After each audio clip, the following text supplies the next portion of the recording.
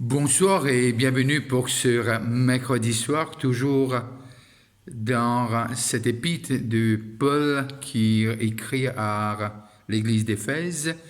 Et mon envie profite de cette occasion pour saluer ceux qui payent nous de l'étranger et ceux qui payent nous localement. Éphésiens 4, le verset 30. N'attristez pas le Saint-Esprit de Dieu par lequel vous avez été scellés pour le jour de la rédemption. Scellés pour un jour, le jour de la rédemption. Il dit, n'attristez pas le Saint-Esprit de Dieu. Et là, Paul amène nous dans un verset et il explique nous quelque chose qui est fondamental et qui concerne le corps de Christ, et qui concerne aussi la troisième personne de la Trinité, qui veut dire le Saint-Esprit. Et parce que Paul dit nous arriver à comprendre ce que le Saint-Esprit, c'est plus qu'une influence, c'est plus qu'une chose, c'est une personne. Et là, nous arrivons à comprendre ce que Paul met l'emphase après qu'il dit pas coquin, pas mentir, pas cause mentir, etc. Et il dit travail. Et là, nous arrivons à comprendre, lors ça verset-là, Paul dit n'attristez pas le Saint-Esprit. Il veut dire n'attristez pas Dieu. Et nous connaissons, nous croyons dans la Trinité, le Père, le Fils et le Saint-Esprit. Il n'y a qu'un seul Dieu, mais trois personnes. Et là, Paul amène nous de ce qu'il dit nous comme ça, pas attrister le Saint-Esprit dans le verset 30. Mais seulement quand on a un peu avant, nous arrivons dans le verset 17 du chapitre 4, quelque part, l'introduction du verset 30 y est fait au verset 17.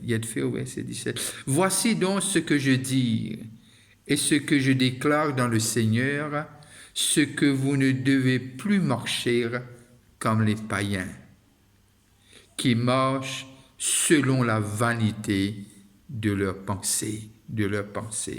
Et là, ça verset-là introduit nous le verset 30. Pourquoi? Parce que il montre nous de ce que cette nouvelle naissance, nouvelle vie, c'est une vie avec le Saint-Esprit. Sauvé par le sang de Jésus, sauvé par la croix, et le prix total de nos rédemptions l'y est payé au complet, lorsque Jésus dit c'est terminé, cette voile fut déchirée, et nous connaissons aussi un tremblement de terre, tombeau ouvert, et le ciel noircir, et nous trouvons tout ça, un phénomène-là prend place à la mort de Jésus-Christ dans l'Évangile. Et là, Paul fait nous comprendre quelque chose, de dire pas attrister dire. Alors, on arrive à comprendre de ce que là, Paul lui met l'emphase et il fait nous comprendre que un chrétien, c'est l'habitation. Un chrétien, c'est, si mon capable permettez-moi de dire ça, c'est résidence du Saint-Esprit. Et c'est là que le Saint-Esprit demeurait. Pour que l'Esprit de Dieu capable descende et demeure en celui qui confesse ses péchés et croit que Jésus-Christ est Seigneur et Sauveur, et que là, il habite vraiment dans le cœur de la personne, au centre de la personne, et pour que le Saint-Esprit faire de nous, les chrétiens, son habitation, et péna chrétien sans cette présence du Saint-Esprit. La chrétienté n'existe pas sans Christ et sans sa présence qui est son esprit qui habite en nous. Et là, il fait nous comprendre lorsque nous acceptons Jésus-Christ, et Paul peut toujours cause avec banné de nouveau, il peut cause avec un chrétien, et comme ça, pas rester lire. Parce que pas rester lire, c'est pas quelque chose qui, comme si tu as envie ou tu n'as pas envie. N'attristez pas, c'est un commandement. C'est une commande qui Paul dit, il commande à l'église d'Éphèse. Au bout du moment, c'est un peu dictature, non. Paul, en tant que père, il connaît ce qui est meilleur et il connaît l'avantage, non seulement d'avoir le Saint-Esprit, mais aussi de ne pas l'attrister, de ne pas l'ignorer, de ne pas mis à part, de ne pas faire cette sourde oreille à l'Esprit de Dieu par lequel nous finissons scellés. Et là, nous arrivons à comprendre de ce que une bonne conduite n'est pas suffisant. Une bonne conduite n'est pas suffisant. Zis bonne conduite pas fait nous chrétiens. Zis bonne conduite par vraiment, c'est pas ça qui déclare la chrétienté. Besoin que Christ habite dans nos cœurs et dans nos pensées, afin que Christ, la personne de Jésus-Christ, y habite en nous. Et là, Paul met clair et il fait nous comprendre de ce que la présence du Saint-Esprit était. C'est ça. C'est ça, la croix qui lave nous de tout péché et l'Esprit de Dieu qui scelle nous, que le Père et le Fils scellent nous pour le jour de la rédemption. Et il y a un seul nom. Et celui qui a commencé cette bonne œuvre, il peut achever jusqu'à la fin et il peut terminer.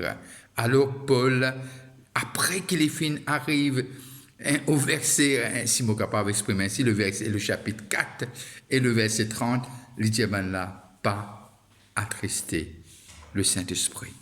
Parce que le Saint-Esprit finit envoyé et pour enseigner nous et pour être porte-parole du Père et du Fils. Alors on arrive à comprendre le travail, ce travail de sanctification-là, il est fait que par personne d'autre. C'est pas par nos efforts, nous pas capables de faire il est fait que cette collaboration avec le Saint-Esprit. Alors Paul dit, n'attristez pas celui que le Père et le Fils a envoyé. N'attristez pas celui que Dieu a trouvé bon, qu'il envoie et qu'il habite en nous. Et là où le Saint-Esprit est, et là, nous arrivons à comprendre ce travail. C'est ça même qui nous appelle le chemin de la sanctification. Nous être sanctifiés jour après jour. Et si nous allons maintenant dans Éphésiens, le chapitre 1er et le verset 13, et là, il dit nous quelque chose qui est intéressant. Il dit, en lui, vous aussi, après avoir entendu la parole de la vérité, l'évangile de votre salut, en lui vous avez cru et vous avez été scellés du Saint-Esprit qui avait été promis. Et Jésus dit à ses disciples, attends, pas aller, attendre. C'est ça qui fait nous ce qui nous était, cette personne, Dieu, le Saint-Esprit. Sans lui, nous ne sommes pas capables de faire. Comment les prophètes de l'Ancien Temps dirent, c'est pas par la force, nos courages ou bien nous avons bien fait, mais c'est par l'Esprit de Dieu qui nous peut triompher et nous poil de l'avant. Alors, le Saint-Esprit a été envoyé, pour demeurer. C'est par un Livini aller, non. Le Saint-Esprit a été envoyé pour demeurer. C'est ça qu'appelle un sceau. Lorsque nous mettons un sceau sur quelque chose, cela ne va pas disparaître le matin, il va apparaître l'après-midi. Non, un sceau, il reste un sceau. Et c'est ça qui donne valeur. Cela, il est écrit, il est mire, et ce qui finit est écrit. Et nous connaissons l'acte rédigé contre nous a été effacé et déchiré. Maintenant, il y a l'autre acte qui veut dire nous destiner les quelque chose que Dieu fin prédit, qui veut dire pour passer l'éternité avec lui. Et quand nous lisons dans Romains, toujours écrit par Paul, le chapitre 8 et le verset 9, dit-nous ça. Voilà qu'il dit nous. Pour vous, vous ne viviez pas selon la chair. Pour vous, vous ne vivez pas selon la chair, mais selon l'Esprit. Si du moins l'Esprit de Dieu habite en vous, si quelqu'un n'a pas l'Esprit de Christ, est aussi clair que cela. Si quelqu'un n'a pas l'Esprit de Christ, il ne lui appartient pas. Alors, là où il n'y a pas l'Esprit de Dieu, on n'appartient pas à Christ. Et là où est l'Esprit de Dieu et l'Esprit de Christ, et nous arrivons à comprendre, il dit aussi l'Esprit de Christ. Alors, le Saint-Esprit, lorsqu'il est envoyé, c'est pour diriger nous. C'est bien qu'il nous guette la vie de Jésus. Et il dit, lorsqu'il est baptisé, que l'Esprit descend de lui dans la forme d'une colombe, qui montrait comment l'Esprit de Dieu est sensible et est doux, et aussi il montrait nous de ce que Jésus-Christ pas fait non rien, sauf ce qui entend l'Esprit de son Père, qui veut dire ce papa, Dieu l'y fait. Et tout ce qu'il y fait par la puissance du Saint-Esprit. Alors, nous avons besoin de comprendre pour qui Paul amène les Éphésiens à ce point-là, qui veut dire les crucial. Le crucial de ce qui nous capable conscient. C'est une personne. Et très souvent, des fois, quand nos enfants nous connaissent ça dans la case, et quand il y a un invité d'honneur, et qui a une autre personnalité, et surtout si les pères reposés, nous vous disons aux enfants, chut, reste tranquille, un qui a un père reposé. Nous vous disons, pas faire ça, un qui veut dire nous faire tour pour honorer et respecter la présence de cette personne qui nous visite nous. Alors, ce que Paul peut dire, lui dire comme ça, quelque part, lui dire, c'est péna personne envoyée par le Père et le Fils, ce n'est que le Saint-Esprit. Alors, il est Dieu. Traite le Saint-Esprit comme il est, qui veut dire un membre de la Trinité et qui est aussi omnipotent, omniscient et omniprésent. Et alors, Paul dit là, pas attrister. Pas attrister, comment pas attrister par la façon qu'il nous peut faire avant. Pas attrister par les choses qui pas plaire à Dieu. Pas attrister par des choses qui offensent lui. Et c'est ça, et Paul explique ça bien, on dit ça dans les semaines passées, et qui Paul peut dire. Et lorsque nous lisons dans 1 Corinthiens, le chapitre 3, le verset 1 Corinthiens, le chapitre 3, le verset 16 à 17. Ne savez-vous pas que vous êtes le temple de Dieu et que l'Esprit de Dieu habite en vous? Si quelqu'un détruit le temple de Dieu, Dieu le détruira. Car le temple de Dieu est saint, et c'est ce que vous êtes. Là, l'hypécose, l'Esprit de Dieu dans le temple, qui veut dire dans le corps de Christ, qui veut dire la chrétienté, le corps de Christ. Et il y a un peu plus loin, dans le chapitre 6, cette fois-ci, et le verset 19 et 20, et voilà qu'il dit, ne savez-vous pas que votre corps est le temple du Saint-Esprit, et qui est en vous, que vous avez reçu de Dieu, et que vous ne vous appartenez point à vous-même, car vous avez été rachetés à un grand prix. Et Paul et Pierre pour dire, pas par de l'or ou de l'argent, mais par le sang de l'agneau. Glorifiez donc Dieu dans votre corps et dans votre esprit, qui appartiennent à Dieu. Là, l'hypécose de chaque individu. L'hypécose, globalement, le corps de Christ, qui veut dire l'Église, qui est le temple de Dieu, et qui est l'habitation de Dieu. Christ est la tête, l'Église est le corps, et là, l'hypécose à chaque personne, chaque chrétien et chrétienne. Et nous arrivons à comprendre de ce qui amène nous encore, c'est ce que Paul peut dire, n'attristez pas le Saint-Esprit de Dieu. N'attristez pas celui qui est venu et qui a commencé et qui va terminer. Alors on arrive à comprendre, terminer comment? Par lequel vous avez été scellés pour le jour de la rédemption. C'est quoi? C'est la rédemption de nous les coqs, c'est la rédemption totale.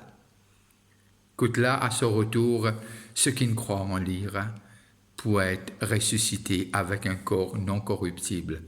Et là, nous pas avec lui.